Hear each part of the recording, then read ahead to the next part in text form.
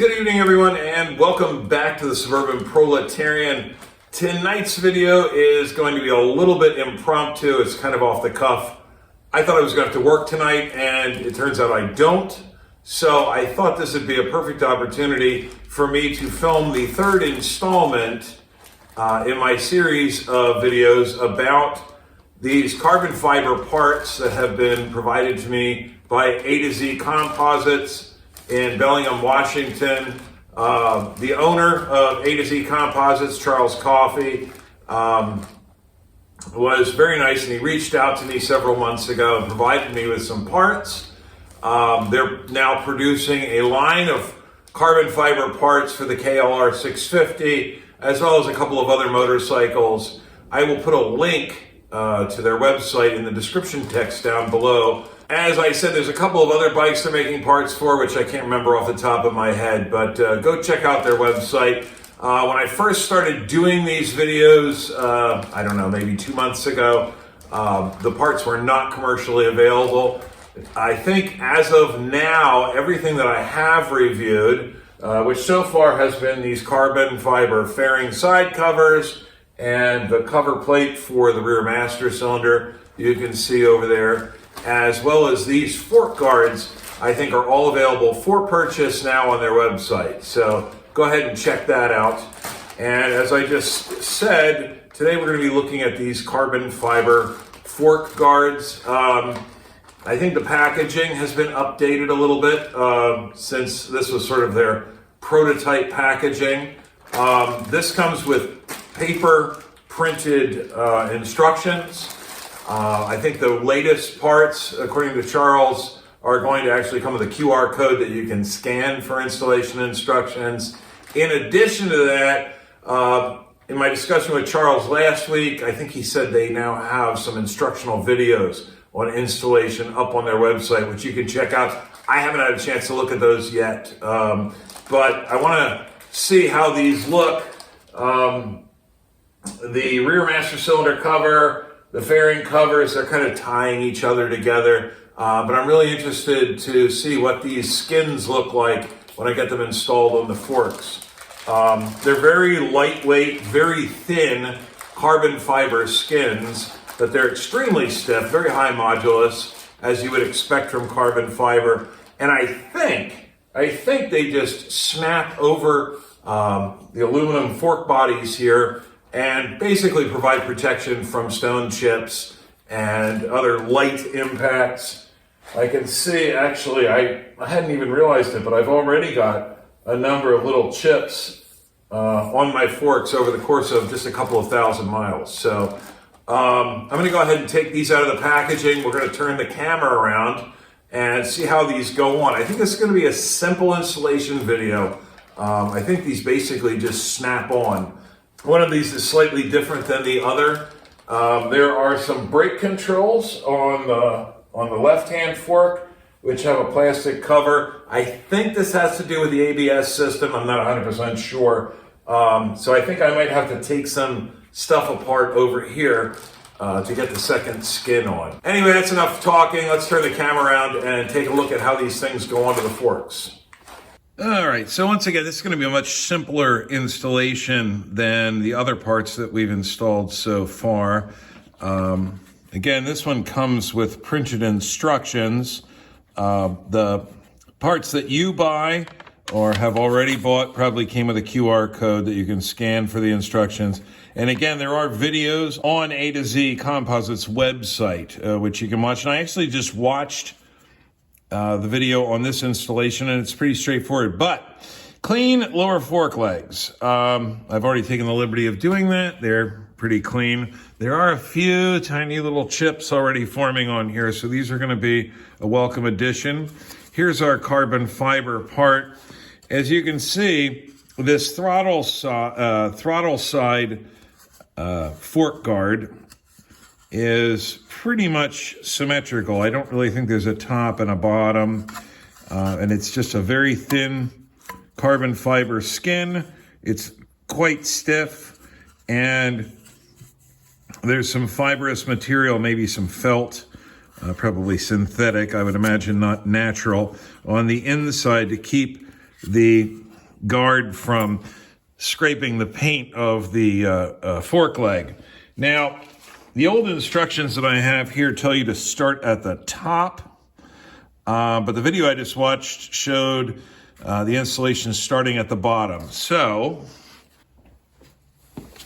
starting at the bottom, as per the instructional video on the website, you simply spread the lower portion here and just apply pressure until it just pops on like that. And that's all there is to it. You can twist the guard slightly to get it perfectly lined up to your satisfaction. This is really an appearance thing. I think the protection's already there. So, yeah, I mean, that couldn't be any easier. And I think it looks very good. This is a little bit glossier than the other parts, which had a bit more of a matte finish. But I have a feeling if you ride this on gravel roads for, I don't know, 100 miles or so, especially if you're following your buddy, it's probably not going to stay super glossy like that. But I think this will do a good job of protecting the lower fork leg. Now we got to go around and do the other side. I've got to turn the bike around, and that side's going to be slightly more difficult. So I'll be back in a moment. Okay, so this side's going to be a little more fiddly because we do need some tools. We've got this plastic wire guard for the control, the electronic control wire for our anti-lock brakes. This protects that. That's going to have to come off. So each of these two bolts are going to have to come off. They're 8 millimeters. I've already had this apart to take a look at how it's put together and what needs to come apart. So I've already got these pre-loosened. You'll probably need a ratchet handle with an 8 millimeter socket. But because I've already got it loose, I'll just use this driver handle to take these bolts out. The other thing you're going to need, once again, is a 5 millimeter Allen key. And once again, don't buy shitty Allen keys, people.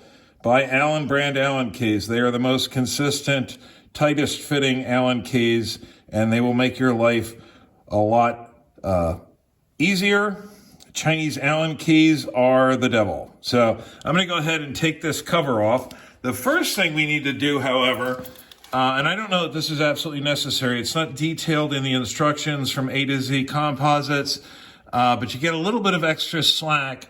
If you remove this wire, there's a clip here holding the control wire onto this brake line, and it just pops out of there, or at least it did. Yeah, there we go. And now we'll go ahead and take out these two bolts. Again, you'll probably need a ratchet handle, but at least it's not a 10 millimeter socket, so you'll probably have it on hand. And again, this is just a plastic guard that protects this wire and kind of helps to route it. So we'll just let that hang down out of the way. And now our 5 millimeter Allen key is for a screw that's up in here, which you probably can't see, but I don't really feel like changing the angle of the camera. So we're going to loosen that and take it out. And that's just going to remove this bracket. And this is just one of the two brackets that hold that wire guard onto the fork leg. Again, I've already taken the liberty of cleaning the fork leg, but there is a little bit of dust here, so I'm going to get my rag and wipe that down quickly. I know this looks like a grubby rag, but it is moistened. Don't wipe dust with a dry rag, people. You're going to end up with scratches in your paint. Always a damp rag when you're wiping dust and road grime off of your fork legs or anything else on your bike. Okay, I think that's pretty good. All right, so the installation of the fork guard is pretty much the same as on the other side. You can see this piece is a little bit more complicated because it's got to accommodate some of these mounting brackets and things. The instructions say that the orientation is marked on the inside of the guard. I don't see it on this, but this is kind of a prototype part, so mine might not have gotten marked. Yours probably will be. But an easy way to know your orientation is that these two cuts into this sort of semi-cylindrical carbon fiber sleeve are basically the same length. On this end, they're much different lengths. So the end that has different length cuts goes down. And the process is pretty much the same as it was on the throttle side. We've just got to spread this apart until it starts to go over.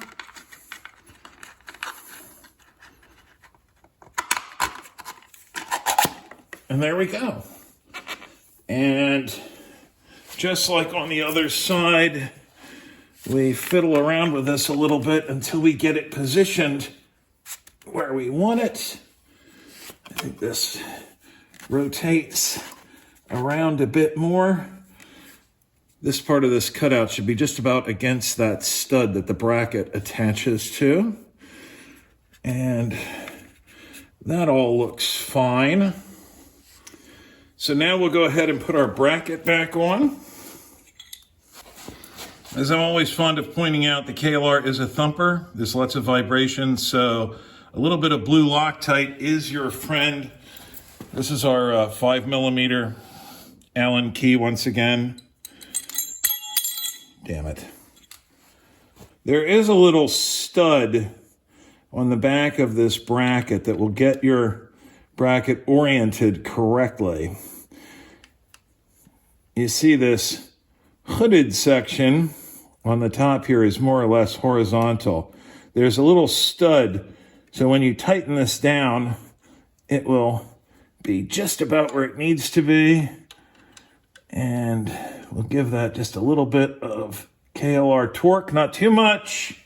And now we'll put the wire guard back on. Hopefully everything lines up correctly. Don't forget to put your ABS electronics wire back into its clip here on the back of the brake line.